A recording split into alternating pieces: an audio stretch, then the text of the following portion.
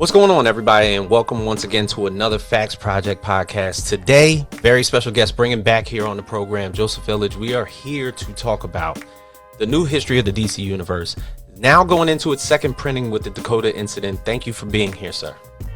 Thanks for having me back. Absolutely. Look, it's fantastic to have you here.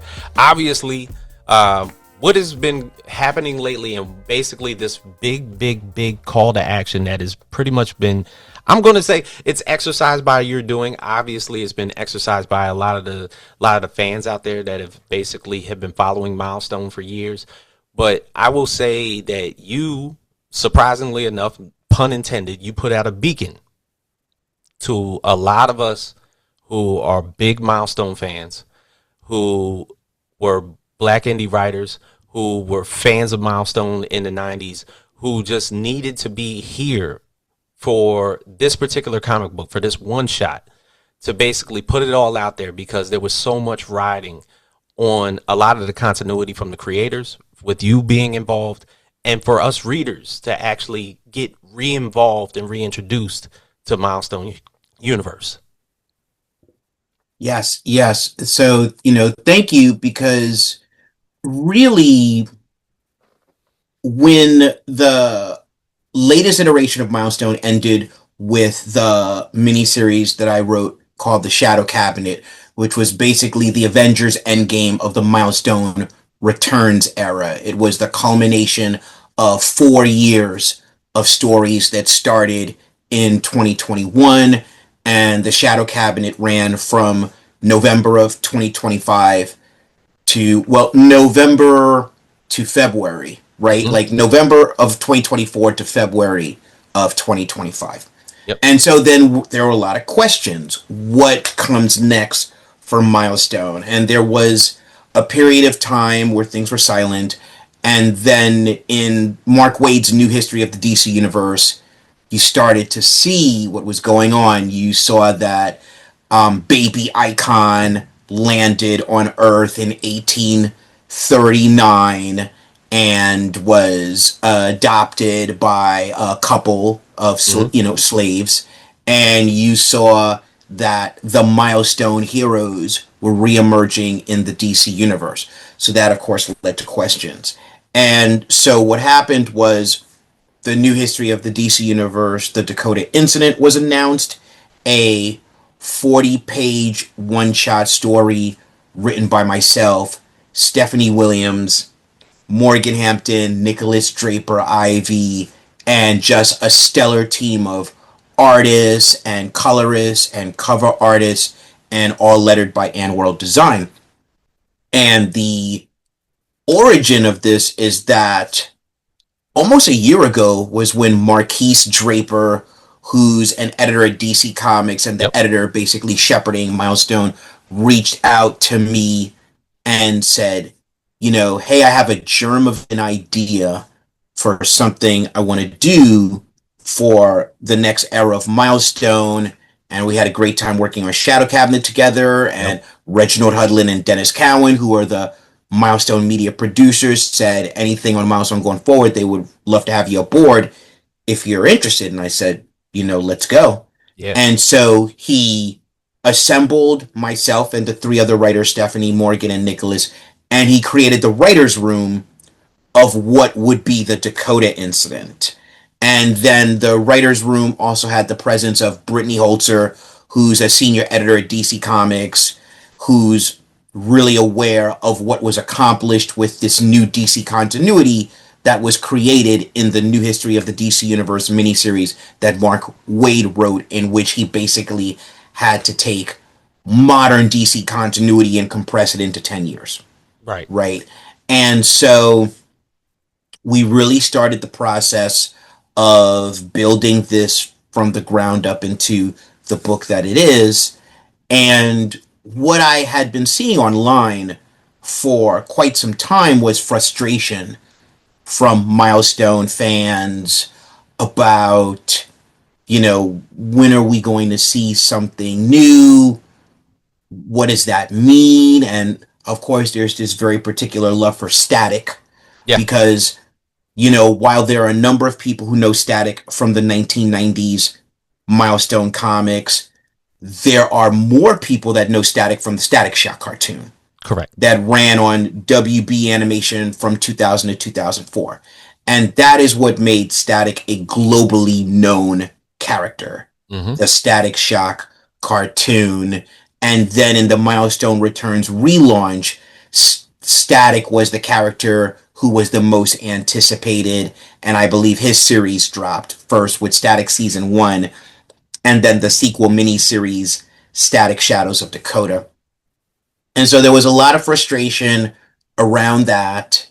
There was a meme that had become a growing force on social media in which DC was being called Discrimination Comics. And it basically posited that they only pull out their black characters in February and then they put them back in a box for the next 11 months. And there was data that was put out there in the public that over 1,000 days had gone by without DC producing an ongoing series with a black lead character. And so what I was seeing was basically like the creation of a bomb that was going to explode. And I think it's very apparent that with Milestone being made part of the DC universe, that this was the last best shot. Yeah. For some time. If this did not succeed, that would have implications and ramifications.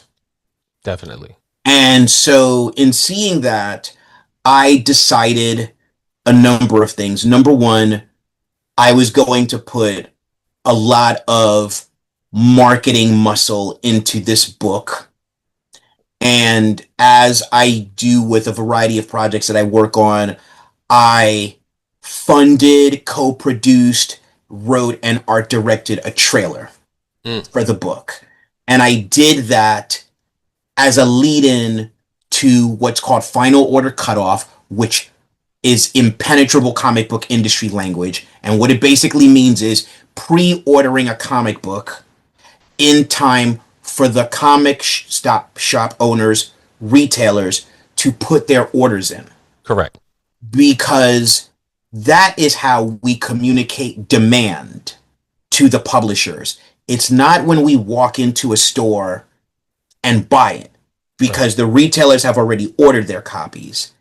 It's ordering it in advance so that the numbers that the retailers send to the distributor, who then sends that back to the publisher, can communicate a level of demand. So I had a trailer as this big, part of a pre-order campaign. And the pre-order numbers, with the help of myself being consistent on social media, the trailer that I produced, and the alliance of my co-writers, and all of us calling in favors from social media influencers and podcasters, we got pre-order numbers that were considerably better than DC expected. But I knew that was step one. Exactly. So step two was something that I conceived called the Dakota Incident 100K Challenge. And that was a challenge that I put forth to the community of fans and collectors, that we sell 100,000 copies of this comic book. Now, 100,000 copies is a hard number to achieve, but it's not impossible, because Absolute Batman sells at least 100,000 copies a month. Right? Yep. And the reason 100,000 copies is because selling 100,000 copies of this book gives us the data to demand, not ask for, but demand an ongoing Static series. Static has not had an ongoing series since the character's 45th issue came out in 1997. After that, it's only been limited series. Static is a globally known character who became popular from an animated series that was out for 4 years. He is the ancestor, as in intellectual property, to Miles Morales, Yeah. which has boosted the Spider-Verse, and the Spider-Verse is a global phenomenon. You don't have Miles Morales without Static. Any comic book convention I go to, there are multiple Static cosplayers. Tons. Right? Their Static has been made into multiple iteration action figures from Todd McFarlane Productions, who is the #1 action figure producer in pop culture. Right? Static is the character that everyone wants. Static is the tip of the spear. This is true. Right? So what we know is that for intellectual properties to be adapted into other media, at the very foundation, they have to have a consistent presence in the world so that there's a consistent connection with the audience, which means another Static miniseries is not acceptable. Correct. It has to be an ongoing series. So with that, I was able to communicate to the people the power that they have, how to apply the power. The way to apply the power is not complaining on social media platforms. The way to apply the power is not complaining among yourselves in private rooms, whether those are physical or virtual rooms. Yeah. The way to apply the power is buying power. Buying power leads to data that is compelling. And with that, and the support and broadcasting of people such as yourself, and the fact that February turned out to be a collective celebration of the legacy of Milestone. Oh, that's with all of that, when issue 1, when this book came out, and there you go. That, I think, is the cover that sold out the fastest across the board. This cover is amazing, by the way. That one by Carlo Paguglione, right? So this is the A cover. I think that's the D cover. And then there's a foil cover by Joshua Swaby, which is like the E cover. Right. It's the one portrait of us of Rocket. Yeah, exactly. So with everything that came together, when the book dropped, it sold out in 5 days worldwide. Oh, for sure. All copies gone. Right? So that compelled DC to then decide to make a second printing. Yeah. Right? And then the second printing was announced recently. It will be hitting stores on April 22nd with a cover by Dan Mora. Dan Mora is right now the quintessential DC Comics artist. Smoking right now. It's an amazing cover. Amazing. Of Static. Yes. Absolutely stunning. And the pre-order date for that is March 30th. Okay. So that means that people have until March 30th to go to their retailer and order a copy or copies. And I myself, with the first printing, I went to my retailer, I pre-ordered 50 copies, 10 of each cover. And with the Dan Mora cover, I'm gonna pre-order 20 copies. So I am showing the people that I'm not asking them to do anything that I am not willing to do myself, because I understand the importance of this. For sure. Right? The importance of a Static ongoing series, the importance for Milestone to not only survive, but to thrive. Right? So that Static will be around for multiple generations, the same way that the character has already inspired multiple generations leading us to this point. Now, when we're talking about, of course, you being one of the people that was around when the company, of course, got started, the multitudes of people that have just as much of a heavy interest in Milestone as you, what have those conversations been like since this dropped? Well, I will tell you that DC has noticed. There's no way they couldn't notice. There's no way they couldn't. Yeah. They've committed to a second printing. And, the messaging that we're getting is that plans have been accelerated To what degree that acceleration has happened will be revealed. The publisher will reveal that. I don't have the details, but plans have been accelerated, and that is directly connected to the fact that the performance of New History of the DC Universe, the Dakota incident, far exceeded their expectations. Now, even discussing the book itself, the actual story Yes. of it, Yes. it's almost a re-imaging. It's almost like you're reintroducing a whole brand new origin story brought to life of what Milestone is, what Milestone was. Maybe you weren't there in the beginning, but this is where you're going to be at right now. Where Amistad is basically sees his reality collapsing. It's almost the allegory approach, where you're seeing this is Milestone right now. Reality is collapsing. He travels back in time to find that cause, and he discovers that one divergent point, a murder that causes a butterfly effect.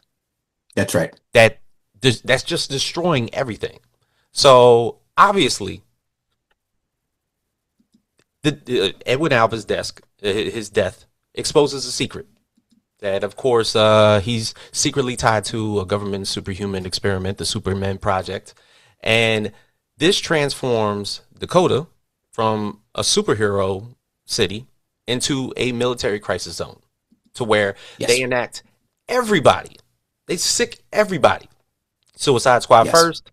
Obviously, they run into the Blood Syndicate. They get stomped out. And then it was like, obviously, Lex Luthor, president at the time, just decides to call up all guards. And we got to send the Justice League in, because the imminent threat wasn't necessarily there to annihilate these heroes, but to suppress them. Yes. And I always feel like the storylines, of course, have this allegory approach, where suppression, silencing heroes, rather than just have them walking about quietly amongst the people, when people know exactly who they are, almost the way you just talked about Static.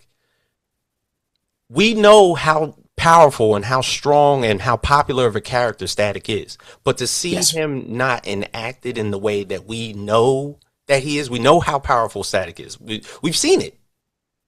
So suppression, of course, in this large scale for all these superheroes, being politically neutralized, seeing an overarching power structure neutralize heroes that are loved and adored by their people. I feel like that storyline resonated a lot. It wasn't just, hey, let's get out there and buy this book. Have you read this? Like, did you read the story? If you read the story is about survival.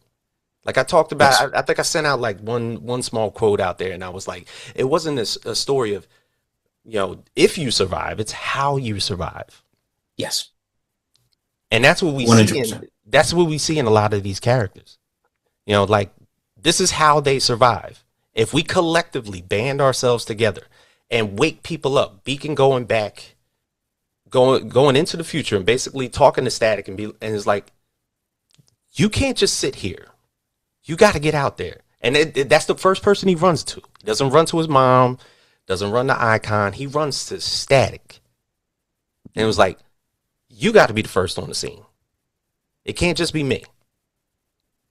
So I felt as though that was just probably the most powerful overarching story constructs of this whole story. It was plot mechanics, it was political themes, it was commentary, and it was strong.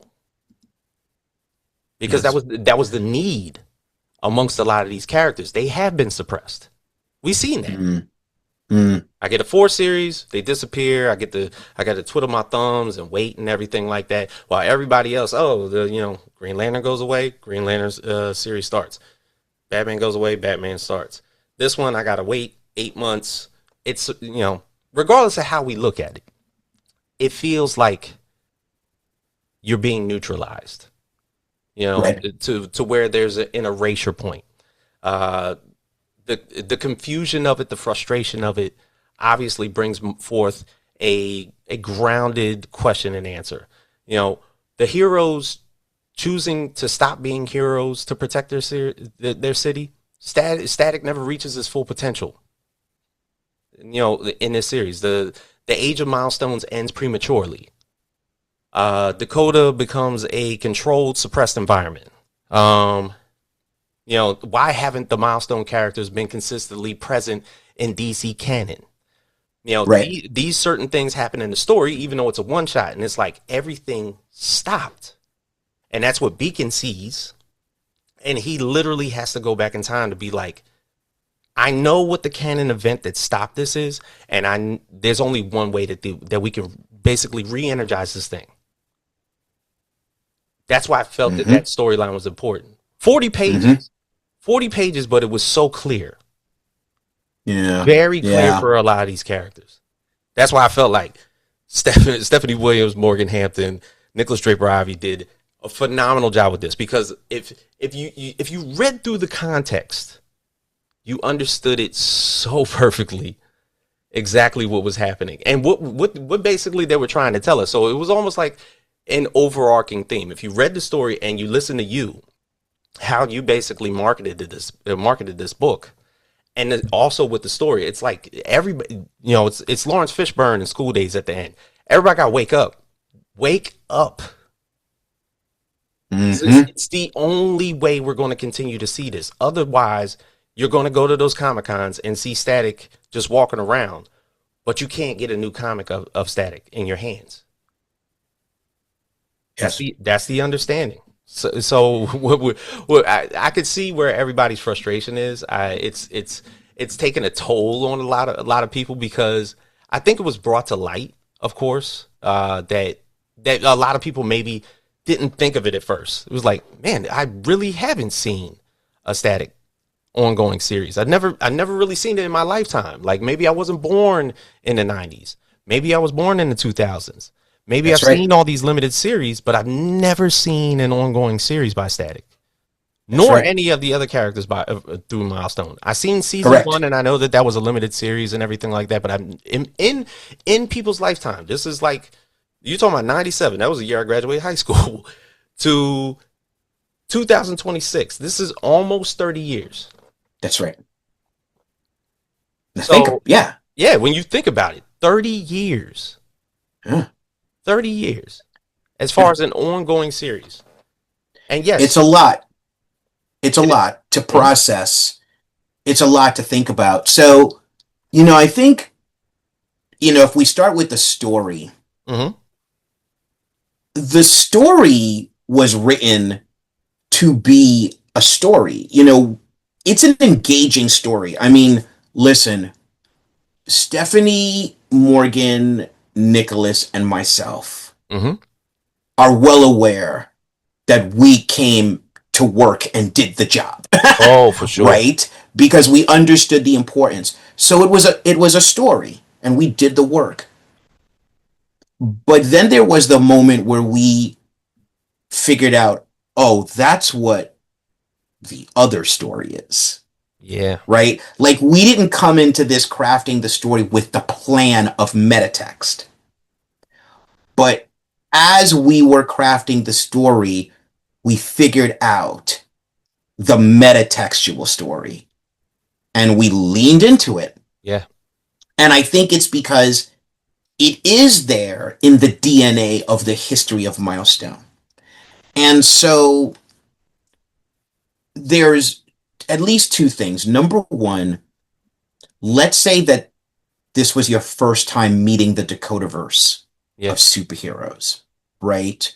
So I wrote the introductory chapter, which told the story of the rise of heroes in Dakota. And Marquise Draper, the editor, specifically assigned me that chapter because I was there. Yeah. In 1993. The month that I started interning at Milestone was the month that Static #1 hit the world.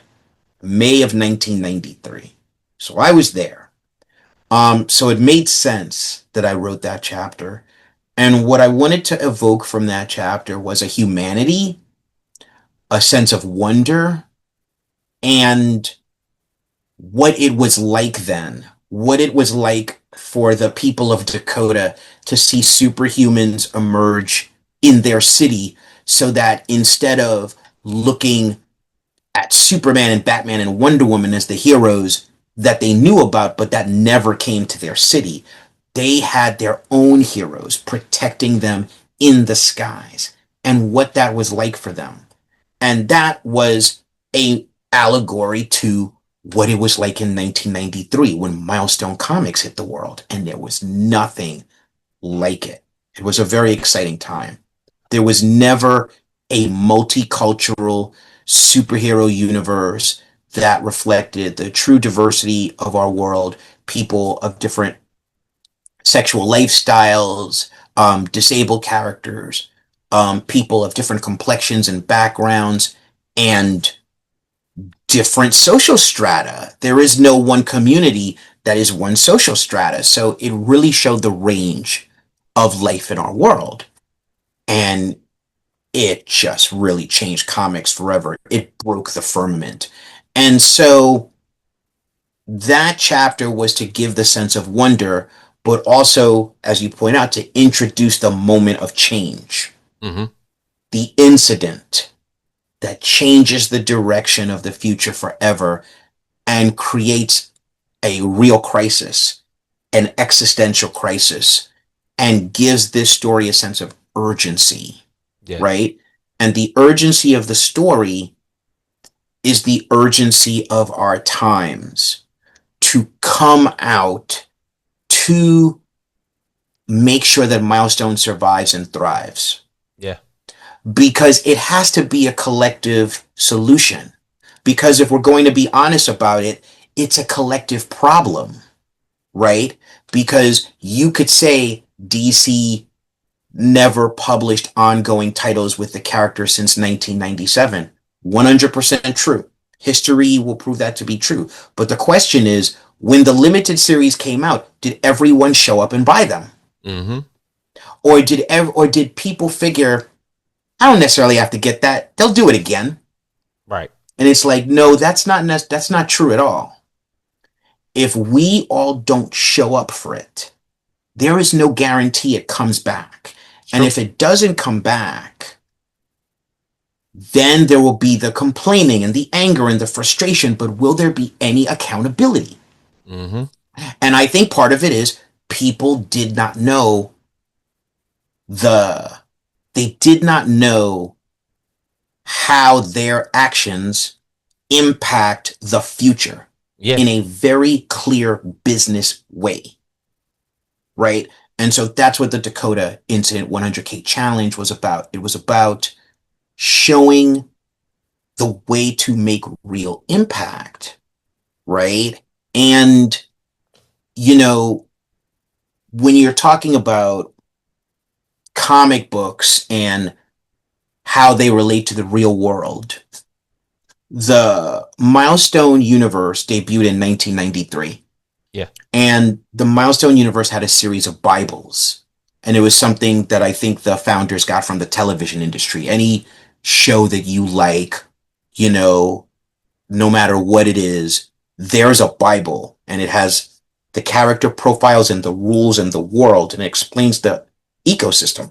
And in every one of the Milestone Bibles, there were at least two things. One, there was a statement of that the stories have to reflect the world, and they have to engage the theme of the responsibility of the hero to society versus the responsibility to oneself. So selflessness versus selfishness. Secondly, the North Star example was Marvel Comics from 1962 to like 1968, 1969. So basically that period of time between Fantastic Four 1 and Fantastic Four 100, that was the Marvel Age of Comics. The Marvel Age of Comics defined superhero fiction as we understand it. It led to the Marvel Cinematic Universe, and Marvel was superior to DC in that way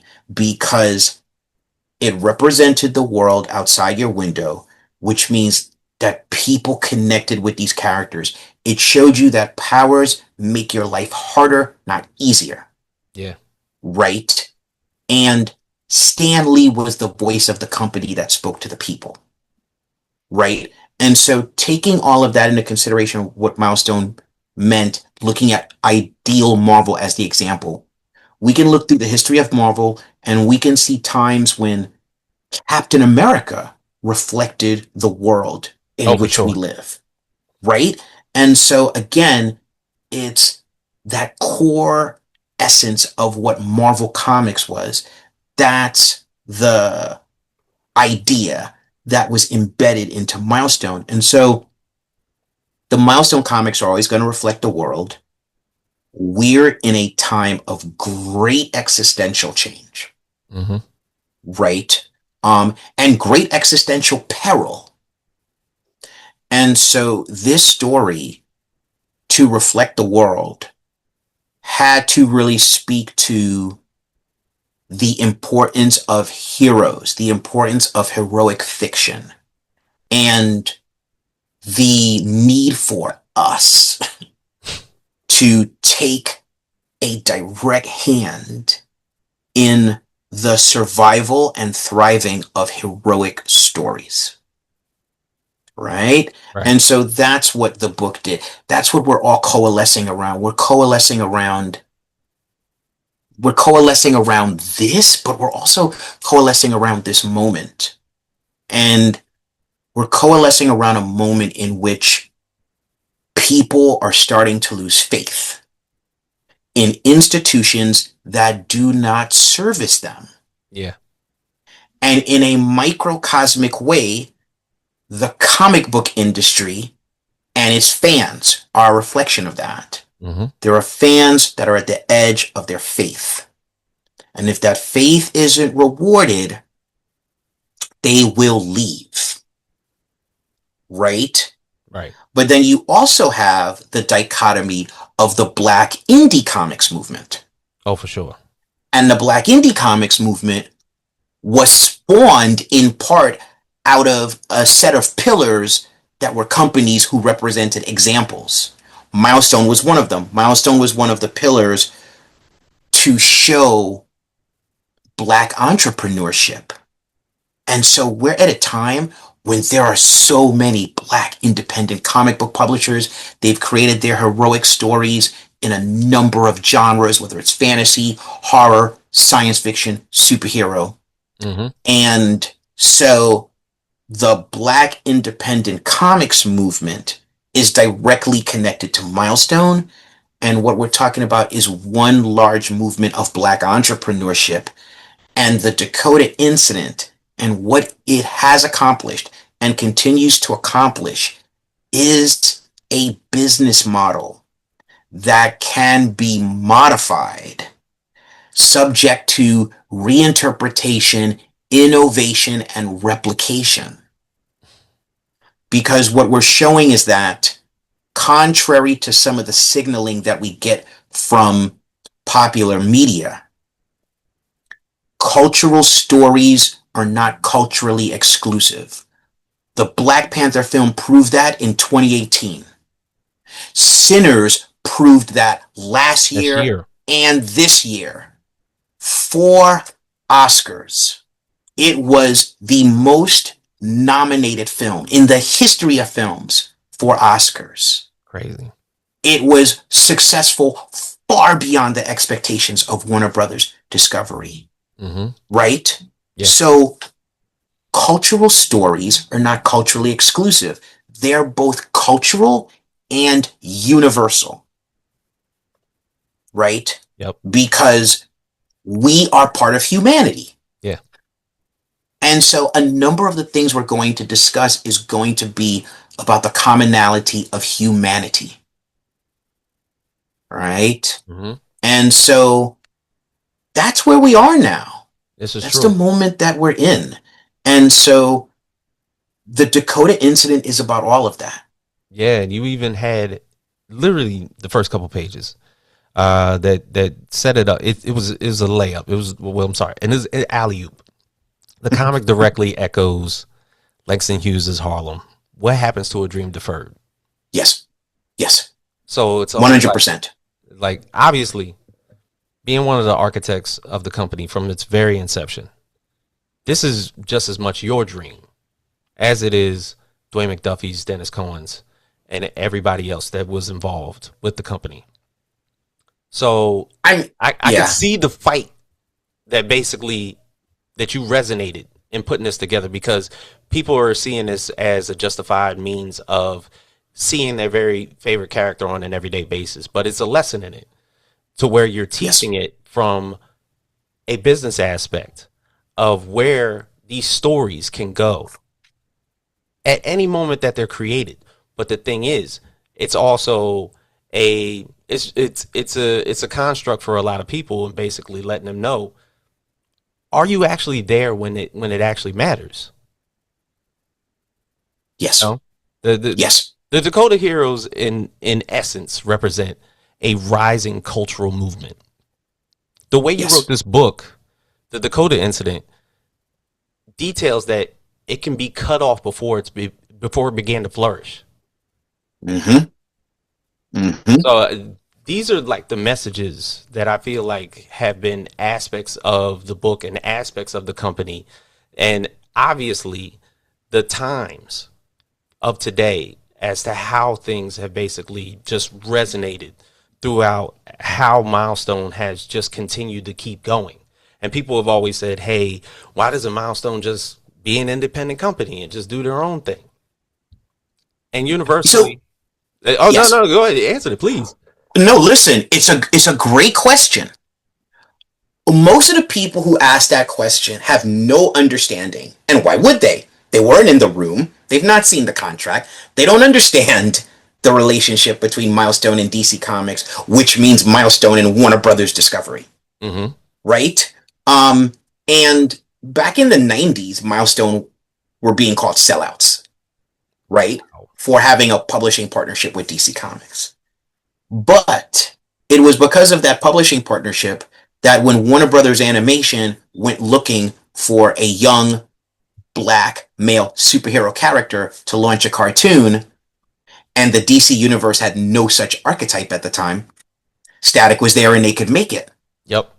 So that partnership led to the Static cartoon, and the Static cartoon led to the inspiration of millions and millions of young people who did not see themselves reflected in animation until then.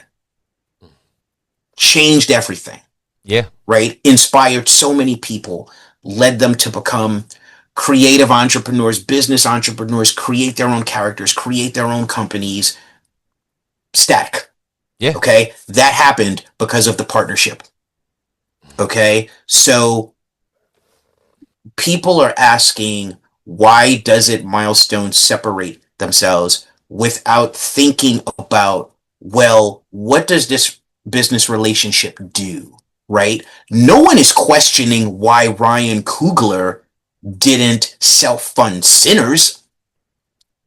Sinners was done through Warner Brothers Discovery. Mm-hmm. Now, he made a great deal where 25 years after the film's release, so basically the year 2050, the rights revert back to him. Mm-hmm. But he made a deal with Warner Brothers Discovery. Yeah. Right? So he's a brilliant man. Yeah. And so in some cases, partnerships are necessary for larger impact. So there are different types of businesses. There are partnerships. There are, like limited liability corporations. There's being incorporated, and these different constructs mean different things, right? But not understanding the relationship, but criticizing the validity of the relationship without really looking at the impact of what that relationship spawned, it's dismissive of the reality of business. It's dismissive of the reality of the impact of Static. Right. Right. And let's talk about what you said about the suppression of stories. And let me cite an example for you about how what this represents is not just a black thing. First off, one thing, Milestone Comics has been mismarketed as a black comics company since the very beginning. Milestone is a Black-owned world comics company. Mm. The universe had stories from across the cultural spectrum, including white characters. Yeah. And the staff had white people on staff. And some of the creators were white. Okay? Now, very recently, like a few days ago, by the time people will see this, it will have been a week, I think, but the Buffy Vampire Slayer return. Yeah. Right? So Buffy New Sunnydale, which has an established audience. Mm-hmm. It is an established intellectual property. Yeah. Sarah Michelle Gellar, who repeatedly refused to come back, came back. Chloe Zhao, the director of a film that got 8 Oscar nominations, was the director. The showrunners were showrunners behind profitable product. That project got the axe. Yeah. Okay? Yep. And that's not a Black project. Nope. But you know what it is? It's a female-centered project. Mm-hmm. Right? And so when you're talking about the stories that don't always make it to the audience, that don't always make it to light, there's a lot encompassed in that. For sure. And the ripple effects of this, we have yet to truly see. Right? We have yet to truly see the ripple effects of this.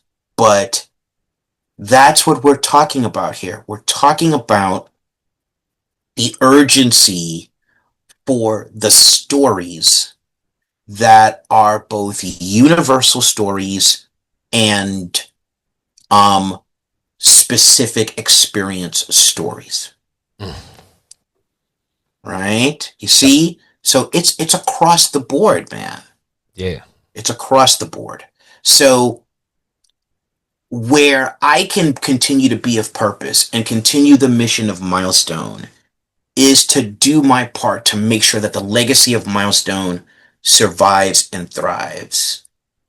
And so that's where we are now. That's what I'm a part of. And it's very clear that so far the community is a part of the mission too. We're all part of the mission because, again, we're going to second printing and let's see what happens. Like, honestly, listen, I'm an optimist and I'm a realist, but I very clearly see a future in which that second printing sells out. I see it clear as day. Oh, for sure. Well, I see it clear as day. I think for the most part, I think there's a lot of people, a lot of fans, comic book fans just included, who necessarily don't understand the business of it. They don't probably never even heard the word FOC, Final Order Cutoff, in their life. Bingo. Ever. Had no idea that it was almost like the record industry. You ship what you know you're going to sell. You know, that's right. You ship platinum, then you sell platinum. So it's the same deal with comics. You ship 100K, you sold 100K. That's right. So when we're talking about like March 30th, basically getting the orders in on time. Once again, everybody in here, it's what, March 17th. You pretty much got 2 weeks. I give you maybe less than that. That's 13 days. That's right. And then pretty much it will drop in your hands April 22nd. What we do definitively in 13 days foregoes a third printing. That's right. Which we can expect because, listen, companies are governed by profit. Yes. Companies are not people. Mm-hmm. They are institutions that thrive or die by profit. DC executed a second printing because of the sellout of a first printing. When the second printing sells out, they're gonna not print more free money. Exactly. You mean you can sell more? Exactly. Like, they're going to make a third printing, right? And then let's see what that looks like, right? But because listen, Absolute Batman 1 has had 11 printings. Oh, yes, it has. So there is an example as a precedent that demand will show that DC will do multiple printings if demand continues. Right? And from my perspective, this is the Black Panther film of DC Comics. Oh, for sure. It was not expected to perform the way it did, Absolutely. but it did, and now the train continues to move, and it's not reaching the last stop for a while now. Yeah. For the most part, like, yes, we're talking about mainstream comics, but the way that this is brought up and the way that this marketing campaign has gone, it's educational. It's basically, if you are in the world of business, you have to understand how business works. If you want things to happen to you, if you want things to appear in your hand, if people didn't eat bananas, they wouldn't pick them. It just goes to show, you know, this is how people are literally in class understanding the 101s of comic book business, all while this is happening. If you haven't gotten the gist of exactly what it took for this to get in your hands and for how this second printing basically comes along, just take a listen. He's been saying it for like the past month or two. You know, he's been telling you how it runs. So the thing is, everything that you're talking about, every Milestone storyline from here on out, you have to understand that how this goes. If you don't see your favorite comics go to a second printing, you have to ask yourself, did I do enough? Yep. Did I show up? Did I show when up? I was needed? Yeah. Did I help bring into reality what I want in the world? Mm-hmm. That's the power, right? Like, we can bring it into being because since the corporations bow to profit, yep, we give them profit, they will want to make more profit. Yeah. Right? And to tell you that the larger impact of this, we have seen the back issue market explode with all those old Milestone comics. Milestone comics, some of which used to be in the dollar bins and the dollar boxes, not no more. Nope, they're getting sold. Not no more. See them back issue collect. Them compendiums you got behind you? Bingo. Yep. Bingo, right? Those on sale right now. They're selling like hotcakes. The back issues have climbed up dramatically in the market. I met people at different signings and they said, wow, this is my first exposure to Milestone. I want to know more. How can I find out more? And then they start doing the archaeology and it's exciting for them. Yes. Right? That's something I don't think comics has enough of, but we can look at this as something that we can accomplish again and again and again. We can accomplish this for the return of Milestone. We can accomplish this for the next time DC drops a series with one of their black characters, like a Black Lightning or a Vixen, or John Stewart Green Lantern. We can accomplish this for characters of different backgrounds, right? Yeah. People can do this for Asian characters, for Latino characters, right? Black independent comic creators can look at this and say, oh, what can I learn from this that I can then migrate over to my business apparatus, right? Yeah. So, this is a moment, to your point, of great education and great possibility. That's a fact. Mr. Illidge, I appreciate you joining me. This has been a fabulous talk. I highly recommend that if anybody has not had a chance to read this particular book, The New History of the DC Universe, the Dakota Incident, that they need to. This second printing is very pivotal. Like I said, we got 13 days. I appreciate exactly what Dakota has meant to a lot of comic book fans. what it's meant to the black community, what it's meant to grassroots heroism, what it's meant to independence from mainstream systems. That's exactly what it is. That's what Milestone means to me. I'm not sure about the opinion of others, but I understand the goal. I understand how comics work. If you don't know how comics work, take a gander at Mr. Illidge's X feed from basically from here from today all the way back to maybe around like February. Maybe even January. He's telling you how it's done. All you have to do is just look. He wrote it down. It's like a blueprint. So, yep. Sir, it's amazing to talk to you. I hope we have more talks like this. And I appreciate you wholeheartedly. Thank you so much for having me. Thank you to you and all the people that came out and made this book the phenomenon it is. And the final thing that I want to say is that at the end of the day, we all want great stories. And with comic books, the art is what brings you in, but the writing is what keeps you there. And we all guarantee you that this is a good story. Absolutely. So shout out to Stephanie Williams, Morgan Hampton, Nicholas Draper Ivy, Edwin Galman, Fico Ocio, Carlo Pagolian, Valentin Delandro, everybody that's been involved with this book, yourself included. Thank you. It's an amazing ride. We only want more. Thank you again. All right.